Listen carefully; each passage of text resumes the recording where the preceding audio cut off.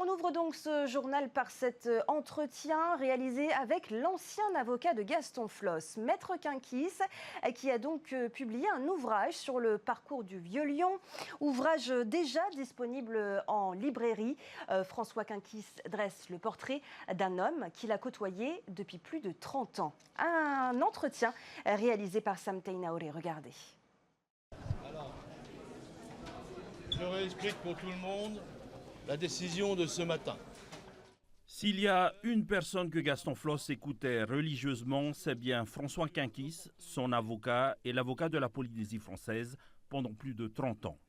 Il n'a jamais, alors au grand jamais, remis en question quelques décisions que j'ai pu prendre à l'occasion ou à l'exercice soit de sa défense, soit de celle du territoire.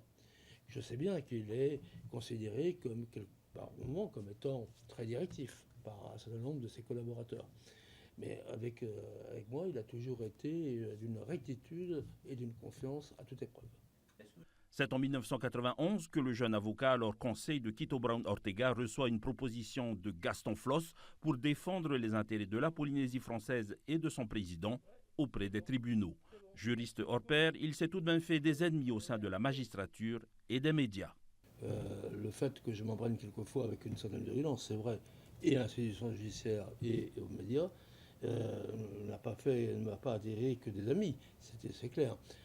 Sur le plan local, non, honnêtement, je n'ai pas eu de difficultés et je ne pense pas que ce soit eux qui soient à l'origine de la curée contre Gaston Floss. Ce sont vos collègues et vos confrères parisiens.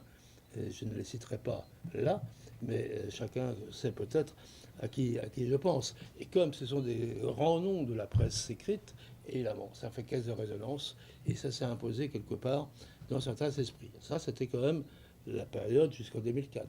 Puis en 2004, vont éclore un certain nombre de journaux, un certain nombre de plumes, notamment un quotidien célèbre, qui va se faire comme spécialité, ou sorte de spécialité, la rancœur, pour ne pas dire la haine, à l'encontre de Gaston Floss.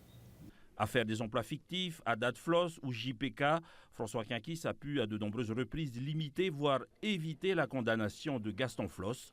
Mais sa plus grande réalisation est au titre d'avocat de la Polynésie française dans le contentieux qui l'opposait à la société Bouygues en charge du chantier de l'hôpital de Taoné. Ceux qui étaient demandeurs en justice, qui demandaient la nullité des contrats et force dommages-intérêts extrêmement importants, c'était l'entreprise Bouygues. Je n'avais pas le droit de me louper sur ce coup-là.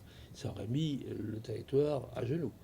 Et je reconnais que là, je suis assez fier du résultat que j'ai obtenu, puisque Bouygues a été débouté de toutes ses demandes. La biographie que François Quinquis a réalisée sur Gaston Floss concerne principalement la période durant laquelle ils ont travaillé ensemble. L'ancien président a demandé une seule correction. Je lui ai présenté le premier exemplaire, je lui ai présenté plus exactement le premier manuscrit, qui était une ébauche, mais une ébauche quand même déjà un peu approfondie. Je le lui ai donné, il m'a donné son feu vert.